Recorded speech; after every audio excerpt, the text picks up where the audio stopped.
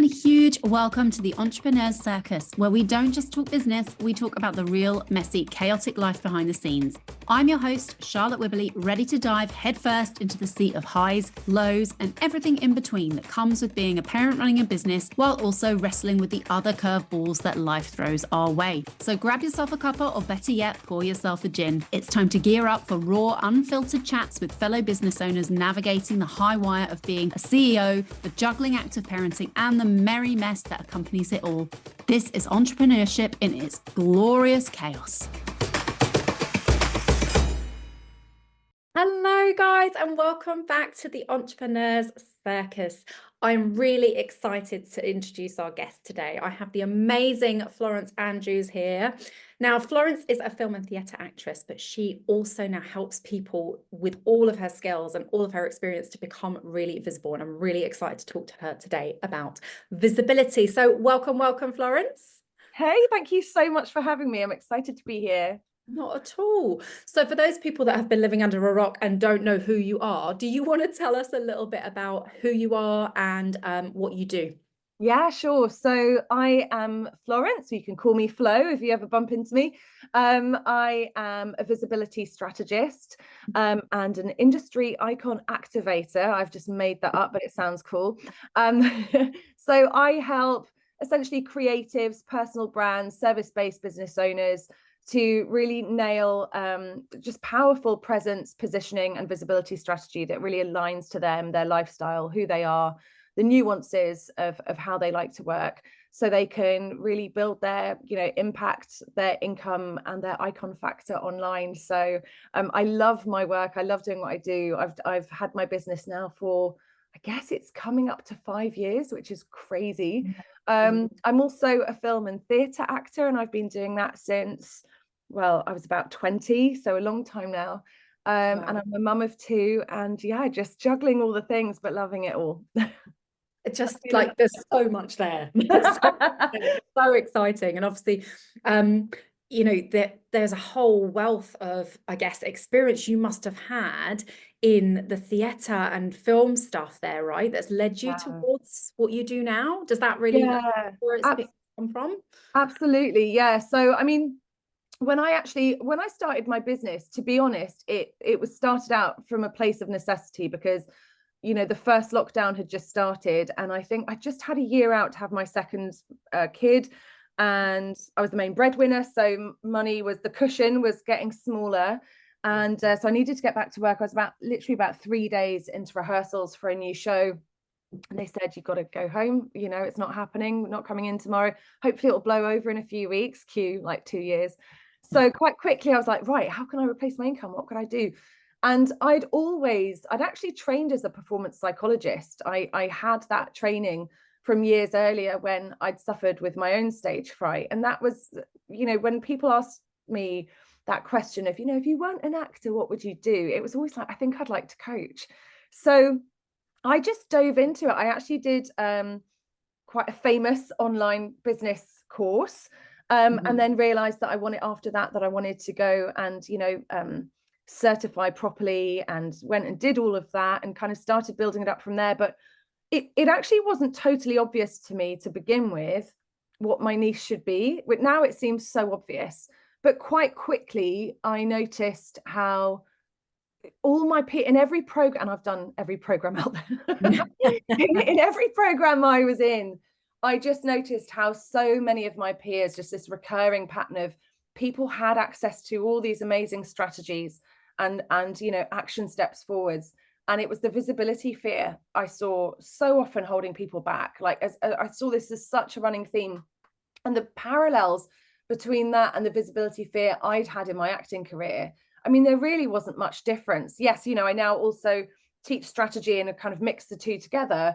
But in terms of visibility fear and the confidence to get on stage, or the confidence to get on camera, or not have pressure make you crumble, allow yourself the spotlight, all of those things, it really, the parallels were insane. And so I was really excited once that very obvious theme came to me, and started really mixing my 20 years experience in acting in with the strategy, and brought in that visibility mindset and confidence, because so often there's 1,000 strategies to get where we want to go. They all work, they work for someone. It's finding one that feels right to you. But in a way, I see those step by steps as that's kind of the easy bit. It's just about doing it. You just follow the steps, you look at what didn't work, you refine, you tweak, you repeat, go again. But so often I think it's allowing yourself to be that person in the spotlight, to hold the space, to take the stage, metaphorically or not, that makes the difference. And so that's why I'm so excited when I work with people and I see that change. And so essentially looking back at my story, I had a good chunk of time in my acting career where I was doing West End shows, but at the beginning I was always like the understudy to the lead, and I was super grateful, loving that I could pay my rent doing that, but also started to become a bit frustrated because I knew, I was like, I know I can do the lead, I know I can.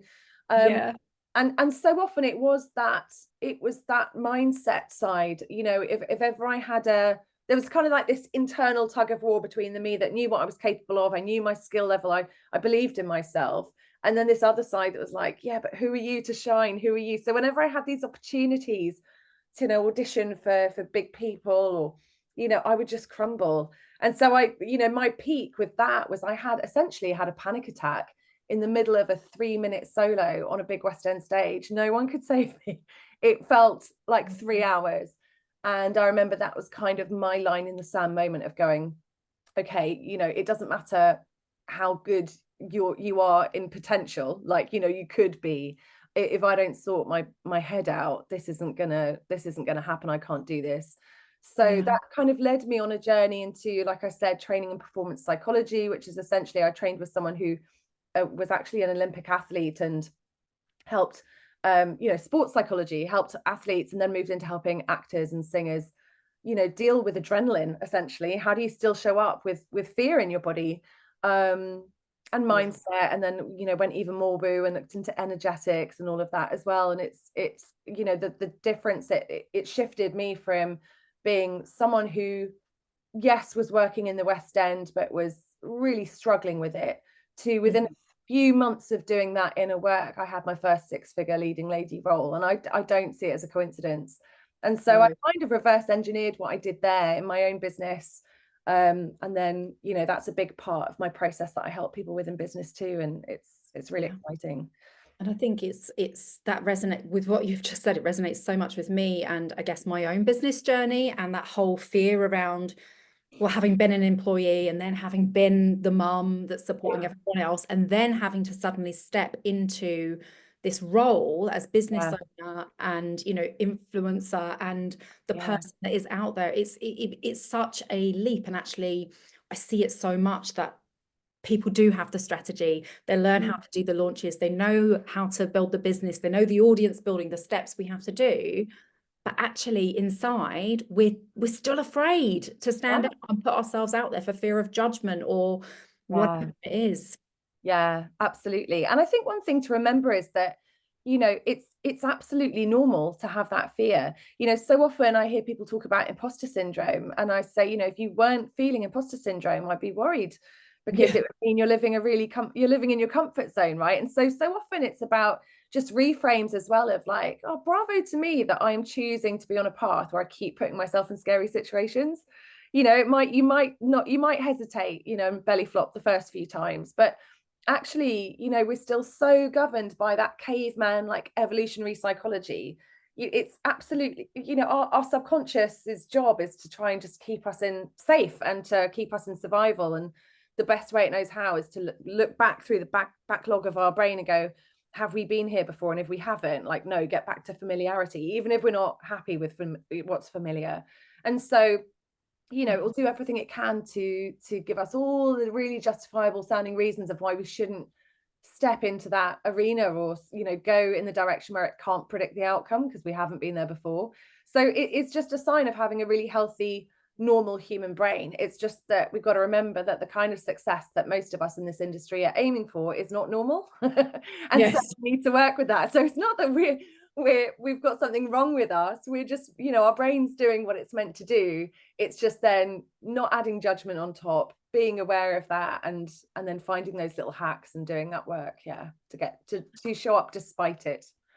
Yes. Oh my God. Yes, exactly. I love that whole thing around the fact that we are not abnormal, but actually the success we're looking for is, unique. And as business owners taking that courageous step, I feel like we give ourselves eternally a tough time, right? We always feel like we should be better at this, or we should be showing up more, or we should be, able to have a 6-figure launch straight away. It always feels like we're putting that pressure on ourselves to do more. Yeah, absolutely. And I think, I've said this a few times to clients of mine recently, where I get sometimes a little bit annoyed with some of the noise and marketing online. That's this whole 6 figures in 6 weeks thing. And, in any other industry, we wouldn't expect to just we wouldn't, want to be, for example, I think a really good, thing to compare it to is sports. Like if we want to win Wimbledon, right, or be up there kind of playing those big matches, we're not going to necessarily win the first game. In fact, it's like losing that game is going to give us the goals that we need to know what we need to go and work on and win the next one, but same as in any industry, it's a marathon, not a sprint. And those overnight successes, I think, those are the bits that we see from the outside, these glossy little golden events, the oversized check on the doorstep and the bestseller book. But really success is the behind the scenes journey of getting up after you fall down, and like how many times are you going to approach these different publishers before you get that yes, and the flop launches before you finally it clicks and you get something that works and you can repeat. And I think it's really important to be honest about that, because almost every coach I've had that's helped me, has had a few years of real graft, and there's always things that we're working on. And I think it's really important to be honest about that in the industry, because people can make seeming failures or not immediate wins, I'd say, about them, and we define what's possible for us and go, oh, well, this isn't for me, or, oh, I need to change my niche, oh, I need to change my message. And so they keep themselves in startup mode. It must be the strategy. I'll try this one after, the first time they've tried something. And so they're forever at the start of a new journey, and therefore always thinking it's them, where actually we just need to stick with one thing long enough to master it, and get to that harvest stage. So I think it's really important to just be honest about that, I think. And I think then it kind of gives people a little more space to grow on their journey. Agreed. I think like the gloss of veneer that we see sometimes online can really be damaging. I think particularly people that are new in their journey, because they think, oh, actually everybody else has it nailed. And when you feel like a crushing failure, and those days where you don't want to get out of your PJs, it's just, you can feel like it's just you. And certainly I know, like with the stuff that I do behind the scenes with launches and funnels and evergreen, behind big names, I've seen them. I've seen that work that's gone into it, and they're looking at it and going, shit, that didn't work. Oh my God, how are we going to make this better? And look at individual bits to try and, improve it the next time. But social media, as brilliant as it is, can sometimes, I think, leave lots of us feeling like shit. Absolutely. Yeah. And I think it's just important to remember that, so often we're comparing our chapter 1 to someone else's chapter 10, or, we're not seeing the whole deal. Someone might have 10K months, but they're paying themselves 2K from it. That could be really normal for a while. It's like, so I think it's important to see ourselves as, this is a bit of a morbid point, but another thing I recently said to a client, that there was a study, this woman did, she was a nurse who worked at a hospice. I don't know if she wrote a book about it. It's like the 10 Regrets of the Dying or something like that. And because she would interview people on their deathbed. And the top one that came up from years of having these interviews was that I never went for it. I never really fully went for my dreams. And so I always tell people, like, whatever it looks like right now in terms of your results, like, you are already succeeding above and beyond most people, because most people never even dare to try, and you're on it. You won't have that regret. So yeah, I think it's important to be kinder to ourselves. I don't think that we find it that easy to be kind to ourselves as women, to be fair, and as mothers and things. I think, and as business owners, we find it quite hard to give ourselves a break, like I say. So you mentioned earlier, you've had this incredible theatre and film career, still in that. You're doing your coaching business now. You've got 2 little people. How does that sort of the whole hot mess fit together? Yeah, so I mean, do you know what? It fits together quite well most of the time. I mean, I've got my crazy, chaotic moments. I think in a way, I've been quite lucky because not only, like I said, I started my business from a place of necessity where it had to become my full income for a while, ASAP. And even though I'm not going to lie, there were moments at the beginning where the stress of that has probably shaved some years off my life. It also, necessity is a really powerful fuel, right? And so I also was, I also was very passionate and very aware that I wanted to, as soon as the theatres opened again and work opened again, that is still a massive part of my life. And so I knew that I needed to build something where I did have time and space and I had flexibility, because last minute auditions come up, people, the acting industry just expects you to be ready and, drop everything at a moment's notice. And so in a way, even though that could be seen as a challenge, I think it's been quite useful for me because I had some things to really inform where I wanted to go and what I wanted the kind of behind the scenes of my business to look like. And so that meant, for example, that I moved to group programs way earlier than perhaps I would have before I felt ready. Essentially a lot of the way I built my list for a long time was through launching. So rather than wait till I had the list, and then I was told you need to wait till you've got, and I was like, nope. Now. Yeah. And so I think it kind of helped me to, just have the clarity of knowing what I wanted to build and kind of start creating that earlier on in my business. So, now I do have the odd one-on-one client. I've got a few one-on-one clients right now, but most of my revenue comes from group programs. And I've learned through doing different cohorts and then having something that's running an evergreen in delivery. I need to talk to you about the sales bit of that. Getting on evergreen. But essentially most of my revenue still is through launching, which I do love because it's a bit like theatre. I can chat about that later. But that's really helped me to, through doing that over the last few years, I've got clarity on, oh, hang on, actually that's too many calls a month for me. I need to do this, or actually I want to get a support coach in to do that.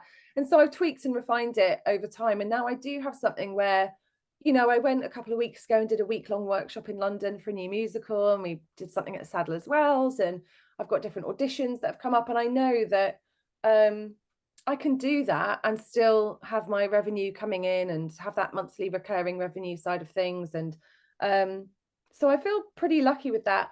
I'm not going to lie, I always think I am anti-hustle culture. And I think, to be realistic, we all need a bit of hustle in our back pocket at times that we need to pull out, And so there have been times where I feel I get the mum guilt because I've got a launch coming up and this thing went wrong or something and I need to work late.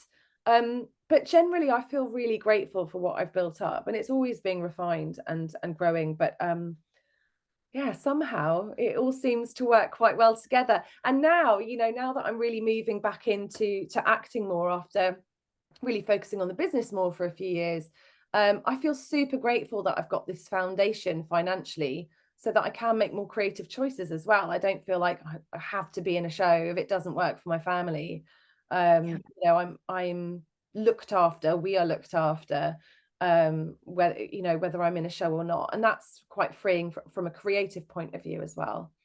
Yeah, I think it's having that sort of freedom with everybody that I'm trying to talk to online. It's kind of just reminding them that, my belief is that we should be running businesses based on our passions and things that we love to help people with, but also that enable us to have the freedom, or maybe it's the choice, maybe it's just the choice to choose what we want to focus on at that particular time. So be that, the children because they've got stuff going on in their lives, or be that actually you've got an audition coming up and you want to focus on that project, or be that your one-to-one coaching. I think having that freedom to choose is just so important. Yeah, I mean, I think that's the biggest freedom of all, isn't it? We all want freedom, looks different to all of us, and so I think it is investing, especially those first few years where you're really putting the work in, you're building assets, and you've not got a team yet maybe, or you've got to remember you are investing in almost creating an insurance system for yourself. So sometimes I come across people who really resist you know, building the funnel and you know, creating these assets that are very kind of tech heavy to begin with, and doing the automations. And they're like, you know, I just want to be in my feminine, I just want to flow, I just want to, and what I say is like, I totally get that. And by avoiding, if we were to, I know the masculine feminine doesn't necessarily, you know, work for everyone lingo wise, but if we were to kind of look at it as masculine is more strategy and feminine is more like be spontaneous and intuitive each day. The thing is, if we are resisting the more masculine of building those structures, we're actually being forced into our masculine every day, because we've got no systems there to hold us, so we can't flow around. And so I always say to them, if you can just invest, you know, this first year or so in really building up those kind of foundational pieces that can be a bit more automated and just give you, you know, get that traffic flowing or whatever it is, then actually that's going to allow you later on to flow around every day and be as feminine as you want, right? But actually we need to build that structure to hold us first. And it's so worth it, because it's that whole discipline equals freedom thing. I think it's just remembering that you won't always be in that stage of business where you're building everything from scratch every time you launch, you know, and every time, you know, you want to build your audience, you're building that freebie. You know, it changes. You'll go into another phase where actually then you're being supported by that time, and you do then have more choices. Yeah, building that framework so that you can, it's like your pathway to freedom, isn't it? So it's necessary evil that comes before having the ability to then have the freedom to have the choice. Totally. And I see people in the middle of that building phase going, well, this doesn't feel free, this is all a lie, I'm out. And it's like, no, just wait. You're building something that will work without you to a certain extent, you know. It's about to get so good. Yeah, I know. And I feel like so many people, you know, understandably, because it can be full on, but so many people stop that kind of like that whole 3 feet from the gold thing. It's like, just persist a bit longer, because what you're building now will hold you later on. Yeah, absolutely. So in terms of visibility and people that are still sitting there listening to this thinking, oh my God, this sounds amazing, but I'm really struggling. I don't want to be visible. I don't think I should be visible because I'll be terrible if I'm visible. Like, what kind of, I suppose, advice or tips do you have for them for thinking about how they can take first baby steps to becoming more visible and being therefore, you know, able to step into that sort of role as an authority? Yeah, I mean, there's so many different angles to this. You know, I think one thing to say is that sometimes it's not actually visibility fear when we think it is. So sometimes I come across people who think that they're just not confident in front of the camera, and they've got this visibility fear, and they need to do a lot of deep mindset work. And often, you know, what we find is it's more what I'd call visibility hesitation, where you're just not clear on your message, basically, right? Or you haven't given yourself permission to have your message be what you really want to say.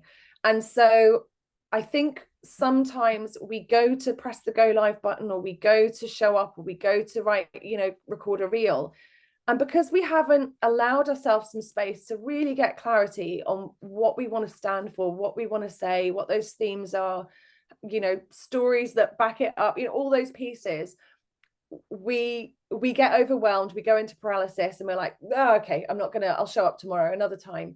And so I'd say that's one thing that is really worth spending some time on. And I know it's kind of an easy thing to want to skip over. You know, you join a program and you want to skip straight to the sales modules, right? But, you know, honestly, everything gets easier when you know what you want to say, everything. And so sometimes it isn't so much a mindset thing. Sometimes it is a clarity thing, or even just giving yourself permission to be brave enough to say what you want to say. So that's one thing. I think the other thing that I'd speak to is, yeah, you know, I think mindset work in this area is going to be useful for everyone. So sometimes I talk about something called competing commitments. And I say that this gets a little bit woo-woo, but I say essentially, if you look at universal law, it says desire and fulfillment are two sides of the same coin. So if you desire something and you haven't got it, then there's a deeper desire that you're aligned to instead. And when I say that, people want to punch me through the screen because they're like, Flo, believe me, I know what I want and it's not happening. And I do desire it and it's not happening. So what I really mean by that is usually it's our subconscious that really runs the show. And if we have a goal or we have a desire that we're consciously working towards and it's just not being fulfilled or even going towards being fulfilled, then it's really worth looking at what is that competing commitment or competing desire that's a few layers deeper underneath. It might be the desire to avoid judgment. It might be the desire to not rock the boat in your family. It might be the desire to stay safe in some way. You know, and the desire to not upset anyone or intimidate anyone. There's so many things it could be, but so often we are more committed to something a little bit deeper, and that's why we're not fulfilling, you know, the more surface desire. And you know, I could still do this work myself now. I think we're always doing that work. It's just about awareness and going, oh, it's not that. I think part of that is about radical self-responsibility, going, hang on, is there something I'm more committed to, if I'm honest with myself? Am I more committed to, yeah, it's usually some form of safety or avoiding judgment. And then there's so many things we can do with that. You know, there's so many things I could say. You know, another one, and I've talked about this a lot before, is excitement versus fear. So when it, you know, learning to, I suppose, knowing that fear in your body is normal. So often we assume that feeling of adrenaline and fear in our system is a sign we're not ready, or is a sign that, you know, we need to do a U-turn and run away and think about it a bit more. And actually, it's absolutely normal, normal physiological response to going in a direction, entering and stepping into an arena, a fight or flight situation that we haven't been in before. And you know, there's this idea that excitement and fear are essentially the same in your body. You know, physiologically, excitement and fear are the same. And so rather than trying to think it's realistic to always be zen and calm before, I don't know, the first time you host a big launch, for example, or you do a masterclass, or you go live on Facebook, you know, either that feeling of fear will come up, make our brains come up with all the reasons why we're not ready. Now today's not the right day, and we'll put it off. Or often what we'll do is go, oh, this is bad that I'm feeling this nervous, so I need to try and calm myself down. Now, this is what I used to do in auditions. I used to get so nervous for auditions, and I saw it as a bad thing. I try and zen and calm myself down. And obviously zen is a great place to be day to day. We don't want to be stressed every day, but every now and then stress can be natural and healthy and normal, right? Especially when we're about to do something we haven't done before and that matters to us. So I try and calm myself down. It wouldn't work. Then I'd spiral and go like, oh God, I'm not calming down. This is really bad. And I'd go in and I'd self-sabotage and I'd crumble in some way, or I wouldn't hit the big note that I can hit every day in the shower. And so, you know, one thing that can be quite useful just on a kind of surface hack level, you know, sometimes we can work with our body before doing all the deep, like, you know, we don't always need to know the why and go through our childhood traumas. You know, sometimes that's really useful for us. But sometimes it's as simple as a hack. So, you know, it's just to remember this idea that adrenaline, actually, when we can look at it in the right way and leverage it, really gets to give us the edge. It makes us more focused. If you think about it, like hunters would go and they'd have loads of adrenaline, but they wouldn't necessarily see it as fear. It would give them loads of focus. It would make time almost slow down so they can make, you know, better decisions. So, you know, when you're in that kind of situation, rather than try and calm down, shift how you're seeing it, change the story in your mind from this is bad, I'm scared, this is fear, to I'm so excited, right? So just to quickly lay this out, a really simple way to do this is, next time you are in this situation, you feel nervous, just observe, where is the first place you feel it physiologically in your body? It's going to be different for everyone. So for me, it's like heart palpitations, right? I'll feel my heart speed up. So next time that happens, you can catch it ASAP. You want to interrupt the pattern, whether you think of a stop sign or whether you just like clap your hands together. You want to interrupt the pattern as soon as you feel that first physiological symptom. And then you want to replace the thought you would have usually had with something around excitement. It's got to be in context with what you're about to do, so your brain actually buys it, right? So I'm so excited to sing in front of these people. I'm so excited, even if you can't think of anything, I'm so excited to finish this webinar and have a big glass of wine. Just find something that you're telling yourself that your brain can buy. And what you'll find is that, you know, as you start doing this, your brain will be like, oh, that's why her heart's beating. That's why her mouth's all dry. It's because she's excited. And you really will convince your brain, and then self-sabotage doesn't have to be in there. It can actually, you can start to ride that wave rather than I must be Zen, I must do my deep breaths. So, I mean, there's so many things I could say, I could go on forever, but you know, that's quite a nice, neat thing to share in terms of a hack, because we're always going to have fear there. If we're growing, that adrenaline will be there. And actually, if we get to reframe that as excitement rather than see it as a negative and push it away, it can actually really help propel us into rooms and stages and places we never thought we could be in. And it gets to be really elevating rather than horrific, essentially. Rather than, yes, destroying. Yeah. That's so amazing. I feel like this is a personal coaching session. And I'm loving it, because it is like, all the things you're talking about is well, we won't dive into me, but I have a real fear of standing on stages. So like, okay, yeah, that I'm just like, yes. And when I have stood on stages, like that all really resonates, and that really would have been fun. But no, I think that all makes complete sense in terms of like reframing that fear, which is a natural thing, into this is excitement to do that thing, to finish that thing, to achieve that thing, to get to show off and, you know, who I am and what I can do. Yeah, absolutely.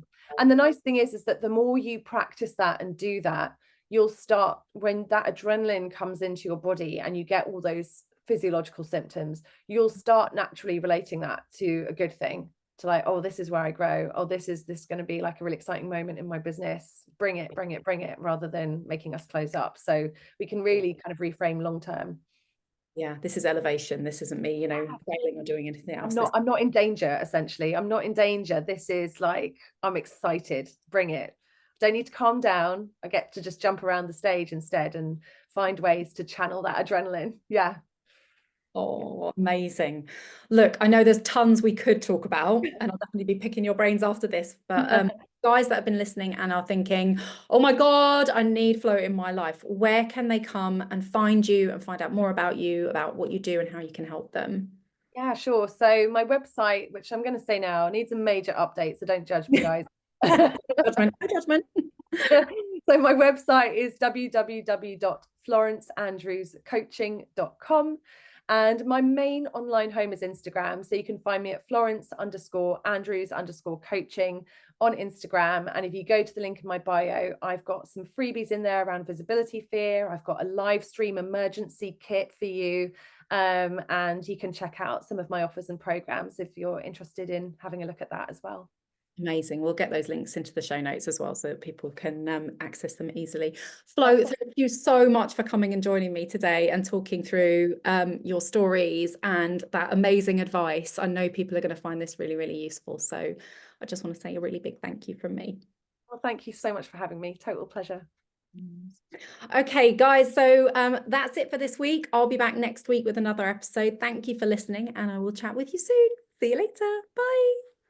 That's it for today. If something sparked your interest or you have a story that needs sharing, don't hesitate to get in touch. Details are in the show notes, or just look me up on social media. And before you leave, make sure you're subscribed to be the first in the know when the next episode's out. Until then, remember, this is your circus. So embrace the chaos and keep juggling. See you next time.